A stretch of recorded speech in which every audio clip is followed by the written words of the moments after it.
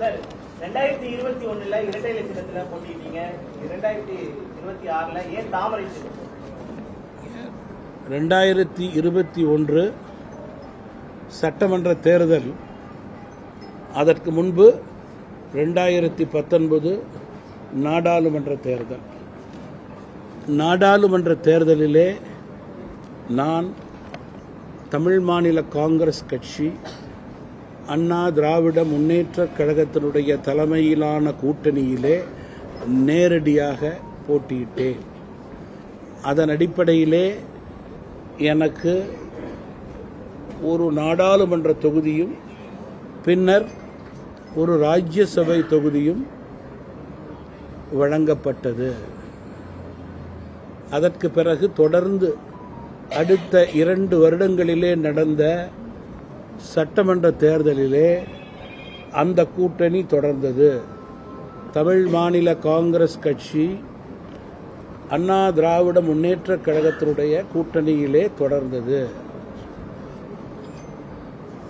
தேர்தல் நெருங்கும் போது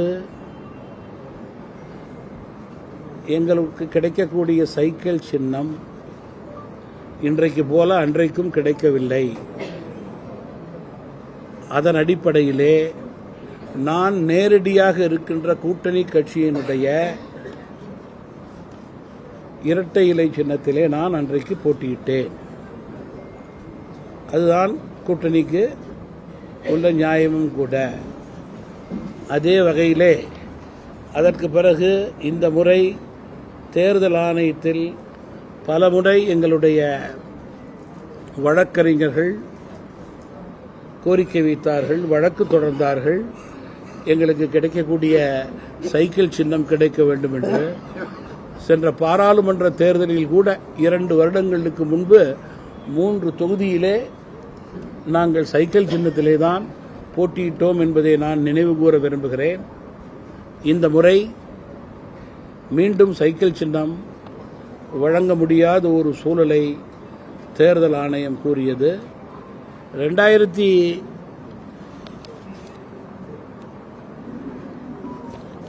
சட்டமன்ற தேர்தலுக்கு பிறகு பாராளுமன்ற தேர்தல் நடந்தபோது தமிழ் மாநில காங்கிரஸ் கட்சி அன்றைக்கு அண்ணா திராவிட முன்னேற்றக் கழக கூட்டணியிலிருந்து பிரதமர் மோடி தலைமையிலே இந்தியாவிலே ஒரு நல்லாட்சி வளர வேண்டும், உயர வேண்டும், அத்தகைய ஆட்சிக்கு மத்தியிலே நாங்கள் குரல் கொடுக்கிறோம் என்று அதிமுக கூட்டணியிலிருந்து பாரதிய ஜனதா கட்சி கூட்டணிக்கு தமிழ் மாநில காங்கிரஸ் கட்சி நாடாளுமன்ற தேர்தலுடைய கணக்கை வைத்து இந்தியாவினுடைய பொருளாதார உயர்வு பாதுகாப்பை வைத்து கூட்டணி மாறினோம். அதே நிலையிலே இன்றைக்கு அதிமுகவோடு நேரடியாக இருக்கின்ற பாமகவும் அந்த நிலை எடுத்தது என்பதை நான் இங்கே நினைவு கூற விரும்புகிறேன். இன்றைக்கு இந்த சட்டமன்ற தேர்தலிலே எங்களுக்கு டெக்னிக்கலி எலெக்ஷன் கமிஷன் மூலம் சைக்கிள் சின்னம் கிடைக்காத சூழலிலே நான் நேரடியாக கூட்டணியிலே இருக்கிற பாரதிய ஜனதா கட்சியினுடைய தாமரை சின்னத்திலே போட்டியிடுகிறேன். இதுதான் உண்மை நிலை.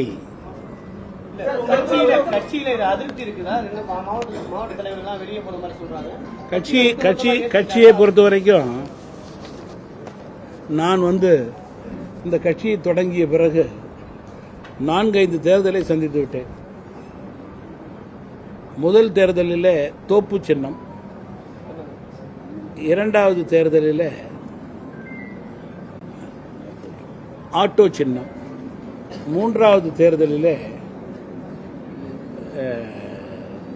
இரட்டை இலை சின்னம், 4வது தேர்தலில் நாங்கள் விரும்பும் சைக்கிள் சின்னம். இவ்வளவு சின்னம் நான் மாறியிருக்கேன். அதனால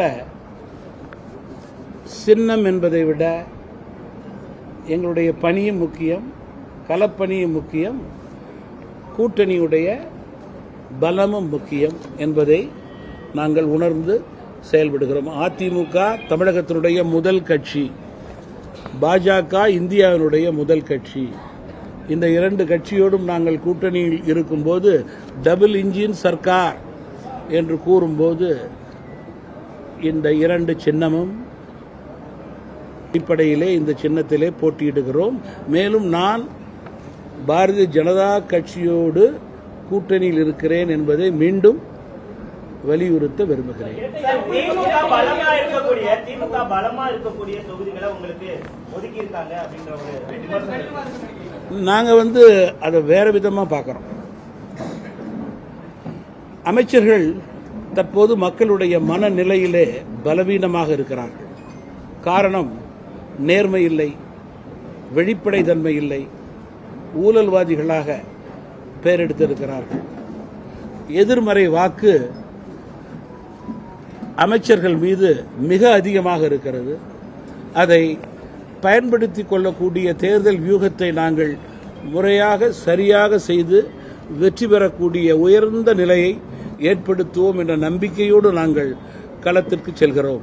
சாதாரண வேட்பாளரை விட இன்றைக்கு திமுக அமைச்சர்களுக்கு அவ்வளவு எதிர்ப்பு சாதாரண மக்கள் மத்தியிலே.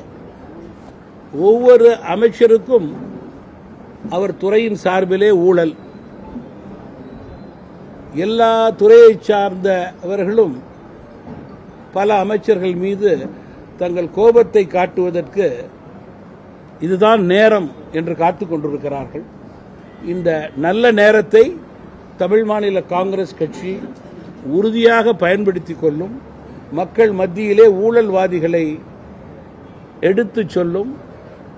மீண்டும் மீண்டும் மீண்டும் மக்கள் ஊழலுக்கு வாக்களிக்க மாட்டார்கள், கொடுத்த வாக்குறுதியை நிறைவேற்றாத அரசுக்கு வாக்களிக்க மாட்டார்கள் என்பதிலே மாற்று கருத்து இருக்க முடியாது.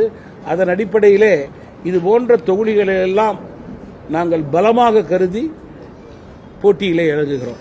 தமிழ் மாநில காங்கிரஸ் வளர்ச்சியை நோக்கி சென்று கொண்டிருக்கிறது. ஏன்னா பாஜக கடந்த முறை 20 தொகுதியில போட்டியிட்டோம், 6 தொகுதியில போட்டியிட்டோம், 5 தொகுதி வாங்கியிருக்கோம், பின்னோக்கி சென்று கொண்டிருக்கிறோம்.